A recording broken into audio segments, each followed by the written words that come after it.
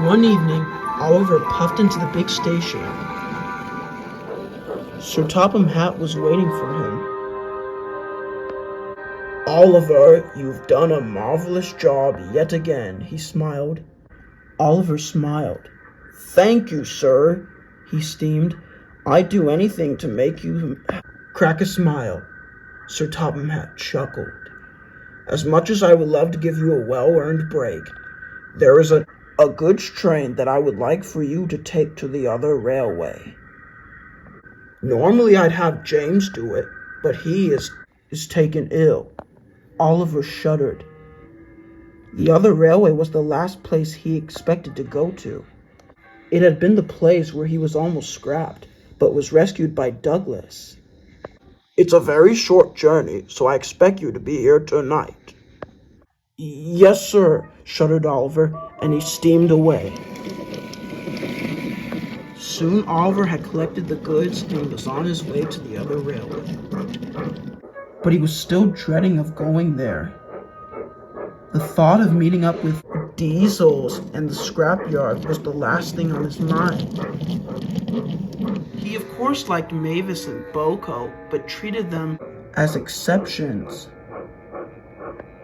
"I hope I can leave that dreaded place soon," he thought to himself. Soon he arrived at the other railway. The station in there was very different from the big station at Sodor. He puffed next to another engine. Behind him was a diesel, looking glum. "Evening," said Oliver to the engine, ignoring the diesel. "Good evening to you too," said the engine sweetly. "You're Oliver, aren't you?" "That's right," he smiled. "How did you know?"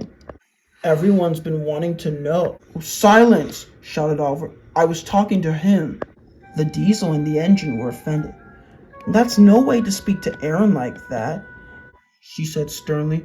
"But we were all impressed of how you managed to slip away from the scrap yards, unbeknownst to the manager." Oliver was intrigued. "Well, I better get going. This young feller here broke down.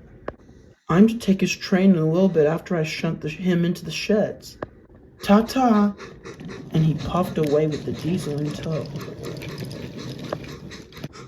"Well, they seem nice," sniffed Oliver. Bad news, Oliver," said his fireman, "but we're running low out of water." Oliver was indignant. "We'll have to find a shed to stay in till the morning." Oliver had no choice but to agree. Soon Oliver had shunted his train into the siding, and he was on his way to the sheds. "Hopefully the sheds won't be overcrowded by diesels," thought Oliver. "Never mind about that," commented his driver. "Let's just worry about getting you safe and sound."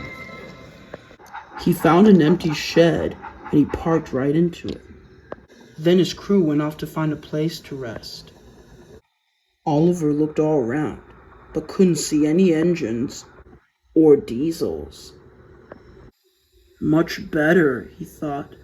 But before he could close his eyes, he heard a strange horn. "Oh no," thought Oliver, "not a diesel." And sure enough, it was a diesel.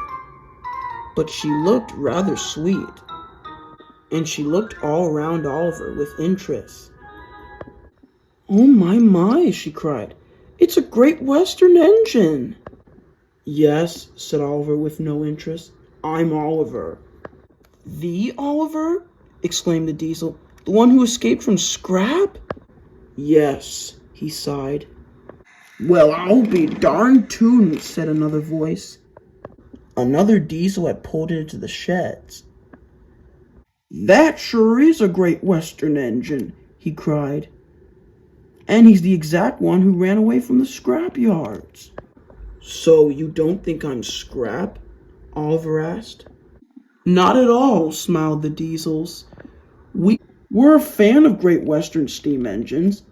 We've worked alongside them, and they helped us out of trouble." Oliver was beginning to let his hatred of diesels slip aside. "Beg pardon for not introducing ourselves," smiled the diesel, "but my name's Felix." "And I'm Wanda," cried the little diesel. "It's nice to meet you." "Well, it's nice to meet you," said Oliver, a little surprised by their positive attitude. "But if you don't mind if I ask, why are you treating me with respect?" "Because we share one thing in common," said another voice. There, on the track adjacent to them, was the same diesel from the station. "You steam engines sure are lucky to be saved by those who still hold you in deep regard," sighed the diesel. "If only the same can be said for us. We've been taken out of service a few years ago." Oliver was very surprised. "We've shared our fair set of problems alongside the steam engines we were meant to replace," sighed Felix. "It's true," sighed Wanda. "We really didn't mean to hurt you steam engines at all." Oliver now felt sorry for the diesels, but he decided to cheer them up. "You know," he said kindly, "I'm sure most people like engines like you." "What do you mean?" asked Felix.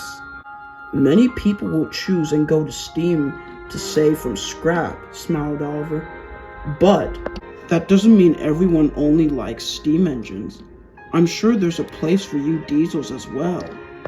As I can tell, Sir Topham will have any engine, steam or diesel, to both run for his railway." The diesels felt much better, and soon the four began chatting like old friends, until the morning had come and Oliver had to return home. "Goodbye," he whistled to the diesels, who honked back in response. Duck was at the station collecting passengers when he saw Oliver puff in, more cheerier than ever. "Hello, Oliver," teased Duck. "Your smile is as bright as Harold the helicopter." Oliver laughed and told Duck all about his journey to the other railway. "Well, I hope the diesels there didn't give you any trouble," Duck objected, but Oliver smiled. "Of course not," he said. "The diesels there were very friendly." Duck was very surprised.